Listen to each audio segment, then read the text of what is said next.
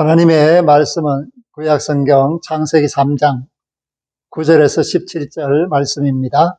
구약성경 3쪽에 있습니다. 여호와 하나님이 아담을 부르시며 그에게 이르시되 네가 어디 있느냐? 이르되 내가 동산에서 하나님의 소리를 듣고 내가 벗었으므로 두려워하여 숨었나이다. 이르시되 누가 너의 벗었음을 내게 알렸느냐? 내가 네게 먹지 말라 명한 그 나무 열매를 네가 먹었느냐? 아담이 이르되 하나님이 주셔서 나와 함께 있게 하신 여자 그가 그 나무 열매를 내게 주므로 내가 먹었나이다. 여호와 하나님이 여자에게 이르시되 내가 어찌하여 이렇게 하였느냐? 여자가 이르되 뱀이 나를 꿰므로 내가 먹었나이다. 여호와 하나님이 뱀에게 이르시되 네가 이렇게 하였으니 네가 모든 가축과 들의 모든 짐승보다 더욱 저주를 받아 배로 다니고 살아있는 동안 흙을 먹을지니라. 내가 너로 여자와 원수가 되게 하고 내 후손도 여자의 후손과 원수가 되게 하리니 여자의 후손은 내 머리를 상하게 할 것이요 너는 그의 발꿈치를 상하게 할 것이니라 하시고 또 여자에게 이르시되 내가 네게 임신하는 고통을 크게 더하리니 네가 수고하고 자식을 낳을 것이며 너는 남편을 원하고 남편은 너를 다스릴 것이니라 하시고 아담에게 이르시되 네가 내 아내의 말을 듣고 내가 네게 먹지 말라 한 나무의 열매를 먹었은즉 땅은 너로 말미암아 저주를 받고 너는 내 평생에 수고하여야 그 소산을 먹으리라. 아멘. 할렐루야. 하나님의 은혜로 대림절 두 번째 주일을 맞이하게 됩니다. 예수님이 처음 오신 것을 초림이다 그렇게 말하고 다시 오시는 것을 재림이다 그렇게 말을 합니다. 우리는 초림과 재림 사이에 살고 있습니다. 그렇기 때문에 주님을 기다린다라는 이 대림절은 예수님의 재림을 기다리는 것과 같습니다. 그것은 곧 하나님의 뜻이 이 땅에 완전히 이루어지는 것을 의미하고 하나님의 약속이 이루어지는 것을 의미합니다. 오늘 창세기 3장을 통하여 우리에게 주시는 말씀은 하나님이 지으신 사람이 하나님의 말씀에 불순종함으로써 결국은 선악을 알게 되었습니다. 그런데 그 선악을 알게 되었다라는 것은 인간이 더 이상 하나님과 함께 살 수 없게 되었다라는 뜻입니다.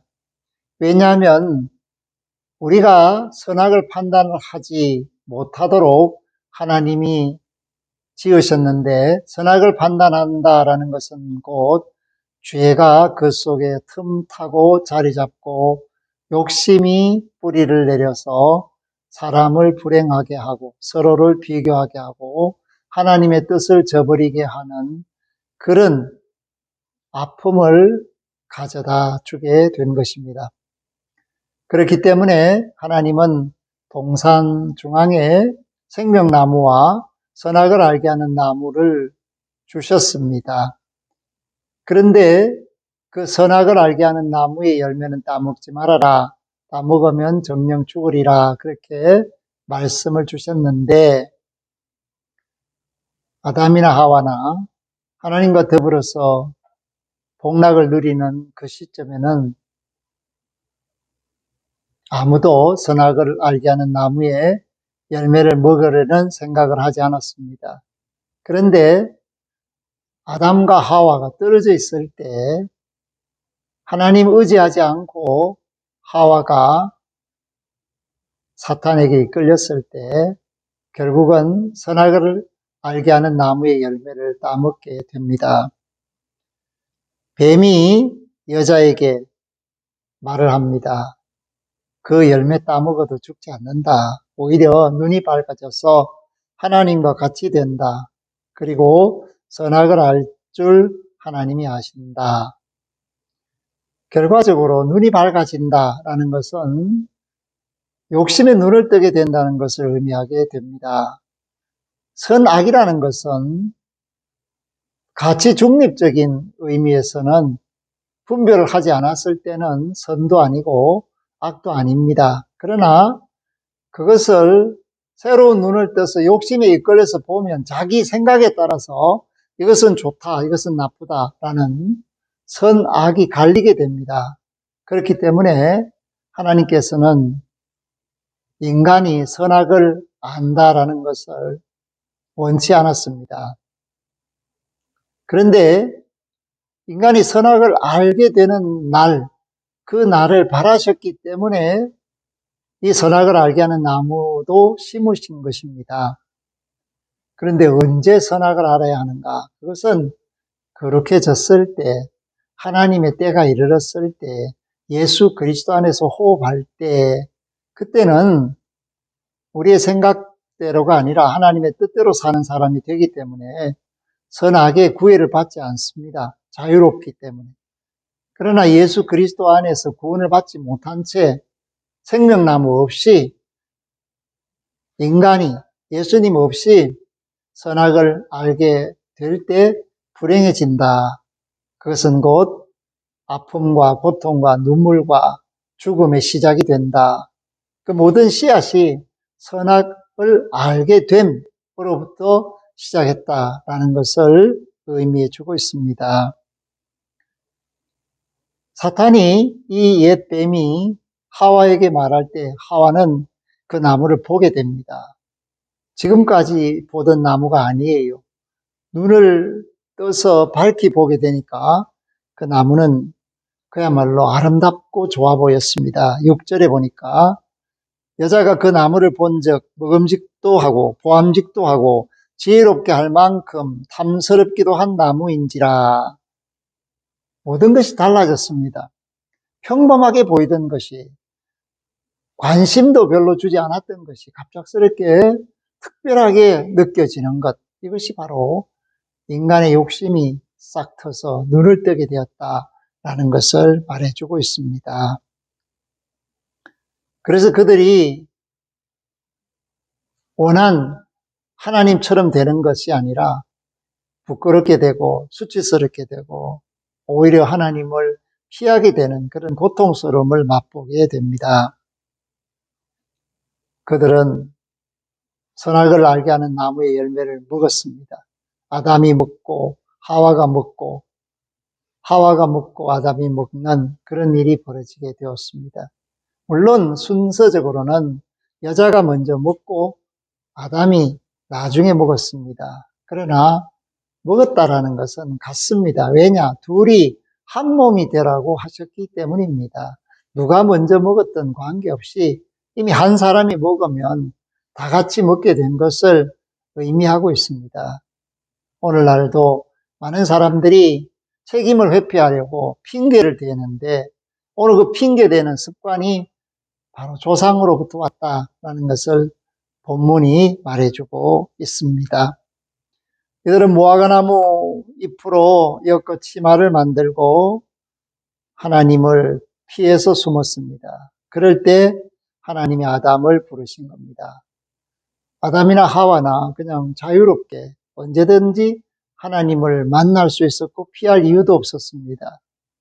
그런데 하나님을 피했다라는 것은 이미 그들 자신의 수치를 깨달아 알게 되었다라는 것을 말씀하고 있습니다. 그럴 때 하나님이 아담을 부르신 것입니다. 내가 어디 있느냐? 10절에 보니까 아담이 대답합니다. 내가 동산에서 하나님의 소리를 듣고 내가 벗었으므로 두려워하여 숨었나이다. 벗었다는 것이 두려움의 대상이 아니었습니다. 하나님이 지으신 원초적 모습으로 자유롭게 사는, 환경에 구애받지 않는 자유의 몸이었습니다. 그런데 선악을 알게 하는 나무의 열매의 효과는 자기가 부끄럽다, 수치스럽다라는 감정으로 나타났다라는 것을 말해주고 있습니다. 그렇기 때문에 하나님께서 말씀하십니다. 누가 너의 벗었음을 내게 알렸느냐? 벗었다라는 사실조차도 인지하지 않고 살았는데 그것이 자유입니다. 어린아이들이 태어나서 내가 벗어서 부끄럽다 그렇게 말하지 않지 않습니까? 철이 들기 전까지는 벗어도 아무런 수치심을 느끼지 않습니다. 이것이 아이지 않습니까? 그런데 철이 든다라는 말은 결과적으로 선악을 분별하게 될 때는 그것이 수치로 느껴지게 되는 나이가 온다라는 것을 말해주고 있습니다. 먹지 말라 한 그 나무 열매를 먹게 된 아담은 하나님의 물음에 대답합니다. 하나님이 주셔서 나와 함께 있게 하신 여자, 그가 그 나무 열매를 내게 주므로 내가 먹었나이다. 그 여자가 주었다는 거예요. 나는 어긴 적이 없습니다. 내 잘못이 아니에요. 그 여자, 하나님이 만들어주신 그 여자 잘못이지 않습니까? 그렇게 아담이 말을 합니다. 하나님이 여자에게 말씀합니다. 어찌하여 이렇게 하였느냐? 여자는 말합니다. 뱀이 나를 꿰므로 내가 먹었나이다. 사랑하는 성도 여러분, 누가 꿰인다고 해서 다 넘어가야 합니까? 그렇지 않지 않습니까? 보이스피싱 전화가 오면 무조건 받고 당해야 합니까? 그렇지 않습니다. 그런데 오늘 이 뱀이 꿰므로 내가 먹었다. 이 말은 결과적으로 나는 잘못이 없는데 뱀이 잘못해서 이런 사태가 벌어졌습니다. 라고 핑계를 대는 것을 의미합니다. 뱀에게 말합니다. 네게 이렇게 하였으니 내가 모든 가축과 들의 모든 짐승보다 더욱 저주를 받아 배로 다니고 살아있는 동안 흙을 먹을지라. 흙을 먹어라. 이 말은 흙을 먹는다는 것이 아니라 땅에서 나는 것들, 특별히 사람을 대적해서 살게 되는 것을 의미하고 있습니다. 그러므로 오늘 이 15절은 원시복음입니다. 다시 말해서 타락한 인간에게 하나님이 기회를 주시고 회복을 약속하시는 언약이다라고 볼 수 있습니다. 그런데 그 언약은 쌍방적인 것이 아니라 일방적인 선포입니다. 15절 말씀을 보시기 바랍니다. 내가 너로 여자와 원수가 되게 하고 내 후손도 여자의 후손과 원수가 되게 하리니 여자의 후손은 내 머리를 상하게 할 것이요 너는 그의 발꿈치를 상하게 할 것이니라 하시고 아멘. 여자의 후손은 곧 예수 그리스도를 말씀하는 것입니다. 그리고 이 사탄은 예수 그리스도를 십자가에 못 박았을 때 승리한 줄로 알았습니다. 그러나 죽음 이후에 부활이라는 것을 가져오실 줄을 몰랐기 때문에 부활은 그 사탄의 머리를 깨트리게 되는 승리의 표징이 된 것입니다. 그런데 그 뱀의 독이 예수님의 발꿈치를 상하게 한 것은 그 뱀 독이 저주를 가지고 있다. 죽음을 가지고 온다라는 것을 말합니다. 그러나 그 발꿈치를 상하게 한 이 뱀의 저주는 결과적으로 성공하지 못했기 때문에 요한 칼빈, 장 칼빈은 오늘 이 말씀을 하나님의 승리다 그렇게 표현하면서 예수 그리스도의 십자가와 예수 그리스도의 부활은 사탄의 사령부를 초토화시켰다 그렇게 해석을 하였습니다. 그것은 결과적으로 여자의 후손, 곧 예수 그리스도를 통하여 구원의 역사가 완성되는 것을 의미해주고 있고 이 여자의 후손은 하나님의 때에 따라서 2000년 전에 이 땅에 오셨고 곧 예수 그리스도를 통한 구원의 역사가 시작됨으로써 오늘 지금 이 시간에 저와 여러분들이 하나님의 자녀로 세상을 살고 있습니다.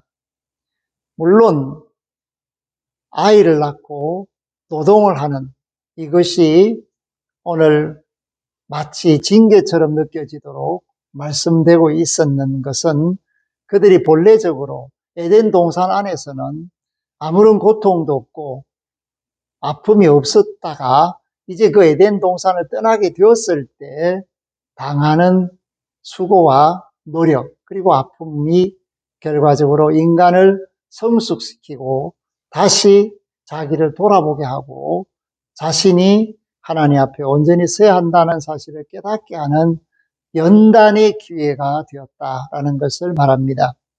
그래서 인간은 이 땀 흘렸을 때 보람을 느끼게 되고 자녀를 양육할 때 기쁨을 느끼게 됩니다. 그것은 결과적으로 새하늘과 새 땅을 기대하게 하고 하나님의 품 안에서 영생 복락을 누리기를 소망하는 그런 믿음으로 성화될 수 있는 과정을 산다라는 삶에다가 주신 것입니다. 그러므로 산다는 것은 알아가는 과정인데, 알아가는 과정은 하나님의 사랑을 알아가는 과정입니다. 어떻게 하면 하나님의 사랑을 알 수 있을까? 그것은 말씀을 통하여 알 수 있고 예수 그리스도를 믿음으로 확실히 알게 됩니다. 그러므로 대림절은 예수 그리스도를 사모하는 기다리는 마음과 자세가 필요하지만 동시에 예수님을 알기 위해서 말씀을 가까이 하는 절기이며 하나님의 자녀로 살기 위해서 하나님을 확실히 알려고 성령님께 도우심을 구하는 절기가 대림절이다 하는 것을 말씀합니다. 여자의 후손으로 오신 예수 그리스도, 동정녀 마리아를 통하여 오신 예수 그리스도, 그분이 공중의 권세 잡은 사탄을 깨뜨리고 그 괴계를 깨뜨리고 마귀들을 다 결박시키시는 분이라는 사실을 깨닫고 우리가 주 예수 안에서 진정한 자유를 얻고 생명을 얻고 평안을 얻는 믿음의 용사들로 살기를 주의 이름으로 부탁하며 축복합니다. 아멘.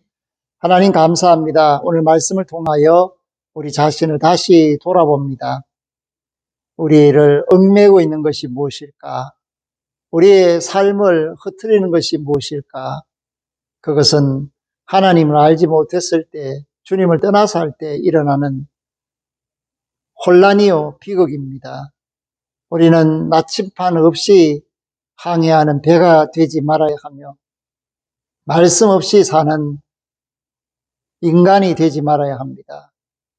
말씀으로 하나님의 은혜로 사는 지혜를 갖게 하시고 예수님 모시고 사는 하나님의 자녀가 되게 하여 주옵소서. 여자의 후손으로 오신 예수 그리스도의 이름으로 기도 올리옵나이다. 아멘.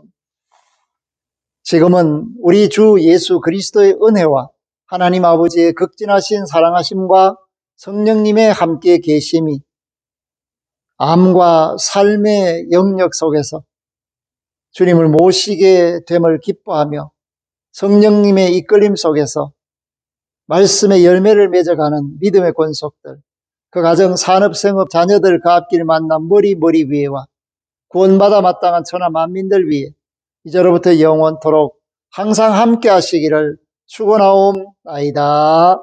아멘.